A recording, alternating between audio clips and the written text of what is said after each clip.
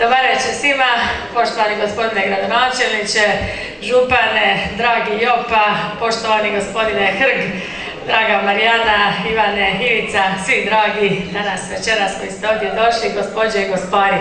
Veseli me ova atmosfera, stvarno je lijepa atmosfera i hvala vam što ste nam priredili ovakav prijem ovdje, što ste nas malo čekali.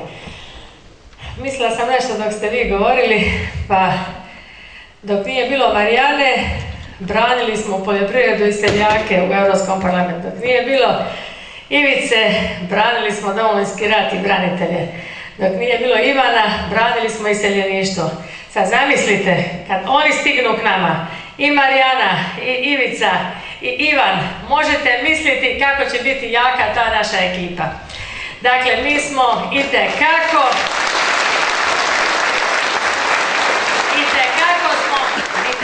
smo vodili računa o svemu ovome, ali sada ojačani, pojačani s našim HSS-om, pojačani s našim drugim koalicijskim partnerima, mislim da je to jedan važan podatak i hvala vam što ovako zdušno navijate, što ovako podržavate našu koaliciju. Činjenica je da je HDZ, priznali su to i drugi koalicijski partneri, da je HDZ lokomotiva, da su HSS i ostali vagoni i da svi skupa činimo jednu dobru kompoziciju. Ja sam uvjerena da će ova kompozicija ovoga puta stvarno pobijediti i smetalo mi je kad sam slušala moga prijatelja Sabića kad je stalno govorio oni u Europskom parlamentu, tamo su oni to tako, tamo ovako, a ne govori mi ćemo u Europskom parlamentu, mi smo u Europskom parlamentu, zato svatko na ovoj listi ima šansu. Nas je 11, stvarno dobra reprezentacija, postoje favoriti, svakome se neko sviđa i svaki hrvatski građanin se može pronaći na našoj listi. Od umirovljenika, do iseljenika, do branitelja, do seljaka, poljoprivrednika, do žena, nemojte zaboraviti, govore nam da smo bili protiv jednakosti spolova. Uopće ne želim to raspravljati kako bi uopće mogao neko pomisliti da bi neka žena mogla biti protiv ravnopravnosti. A naša koalicija je među prvih šest na listi su 4 žene. I zato molim vas lijepo da i ženama jedan mali aplauz za to.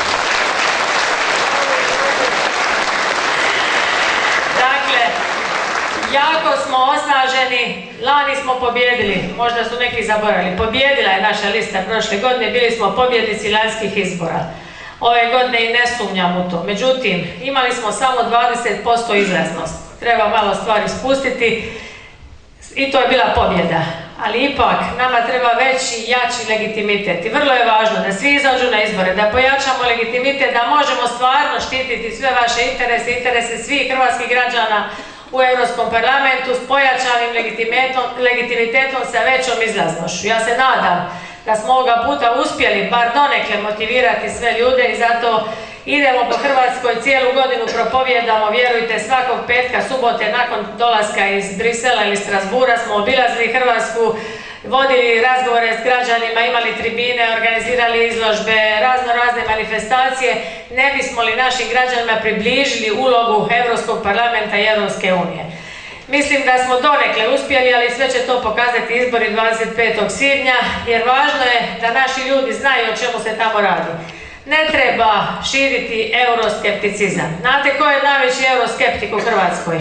Hrvatska vlada i ministar Grčić. To je sramotno što oni ovih dana govore. Oni kažu da nema Europske komisije, da bi naš bruto društveni proizvod bio u plusu. Dakle, samo toliko o tome kako oni shvaćaju tu uniju. Unija je nama velika šansa, unija je veliki izazov i to nisu floskule. Za one koji znaju, da su znalci na čelu ministarstava, da je lider na čelu vlade, mi bi već bili povukli sredstva i Hrvatska bi već bila počela ići naprijed. Pogledajte svih 28 zemalja Europske unije, tamo gdje su socijalisti na vlasti, tamo gdje je socijalistička vlast, prostudirajte malo, vidjet ćete, samo tamo nije počeo rasti bruto društveni proizvod i tamo su stalno u minusu.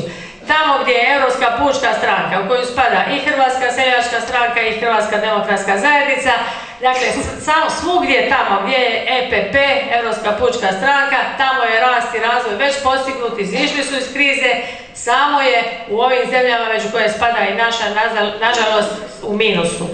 Gledam ovu županiju ovdje, dragi župane, Tomislav, pa gledam to je 6 do 7 tisuća eura po glavi stanovnika, bruto društveni proizvod. Gledam istovremeno Zagreb. U Zagrebu je 18.300. U Europskoj uniji 23.500.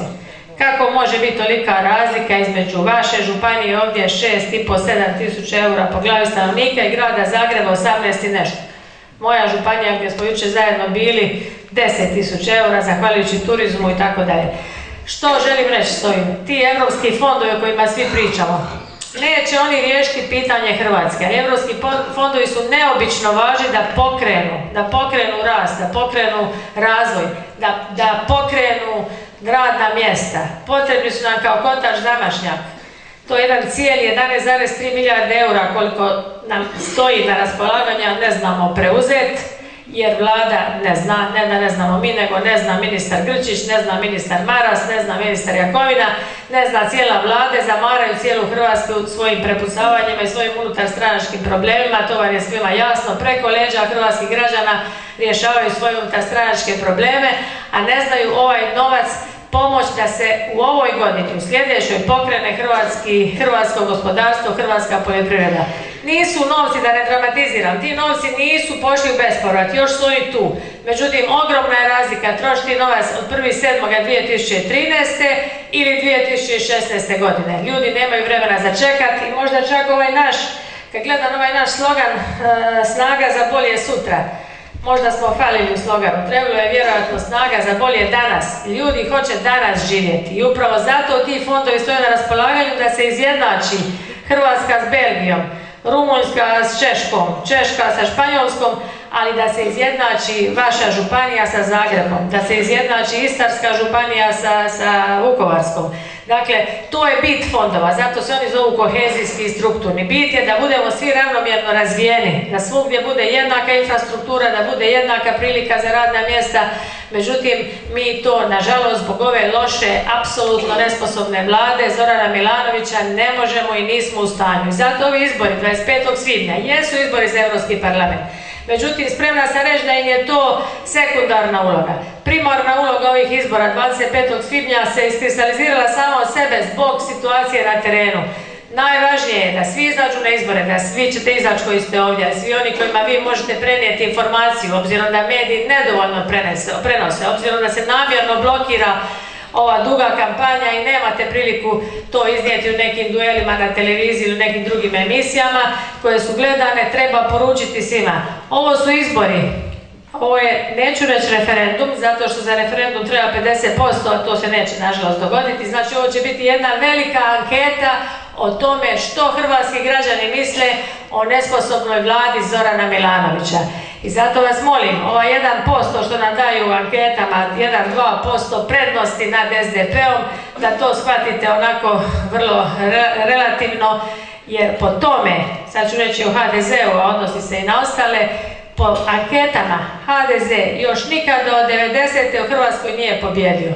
Prošle godine, u petak navečer, dakle 2 dana prije izbora 12. travnja, izbori su bili 14. travnja, mi smo navečer imali 4 mandata. Kaže Mislav Bago na TV Novi, HDZ 4, upitan je 4. Nedjelja navečer javlja Jopa s terena, mi 6. Dakle, dragi ljudi, prijatelji, nemojte se dati zavesti tim anketama koje žele kreirati javno mnijenje. Oni ciljano kreiraju javno mnijenje. Dakle, namjerno ubijaju samopouzdanje u hrvatskom čovjeku. Dakle, molim vas, shvatite, Hrvatska demokratska zajednica zajedno s partnerima, sa ovim državotvornim strankama, može jedina pokrenuti Hrvatsku. Ja ću ovdje otvoreno reći, iako smo svi zajedno i koalicijski partneri nisu samo HDZ-ovci, odgovorno kao potpredsjednica HDZ-a, izgubili smo bili izbore 2011. godine. Dao je narod ogromno povjerenje vladi Kukuriku u koaliciji, imali su taj svoj lažni plan 21 koji ništa dobra nije donio, ni jedna točka iz tog plana 21 nije realizirana. 3. godina mandata protječe. Hrvatski čovjek nema vremena čekati. ali ni HDZ nema pravo više pogriješiti. Dakle, mi nemamo pravo na grešku i zato dolazimo otvorena srca, gledamo vas u oči, razgovaramo s ljudima na ulicama, na tržnicama, u bilo kojim prilikama, na ovakvim skupovima. Želimo ljude uvjeriti da samo velike stranke, samo velike koalicije, kao što je to naša, zajedno potpomognuti s partnerima, možemo i želimo pobijediti. Samo velika stranka u Europi nas može predstavljati kroz ovu veliku političku obitelj, Europsku pučku stranku, jer je to trenutno, a i u buduće, nadam se, najmoćnija politička grupacija. Morate znati da su osnivači Europske unije, tada Europske zajednice, upravo bili ljudi koji su bili iz Europske pučke stranke, to su bili demokršćani, to su bili narodnjaci i mi upravo pripadamo tim vrijednostima, tim principima i na tim načelima želimo graditi budućnost Europe. Nema straha ni za obitelj, nema straha od Europe, nema straha od euroskepticizma, ali naravno nije svejedno koga ćete izabrati. Zato je potrebno da izaberete ljude iz naše opcije, svi se možemo prepoznati, kao što sam rekla, svi slojevi društva su tu zastupljeni i nema straha od pobjede, nema straha za Hrvatsku.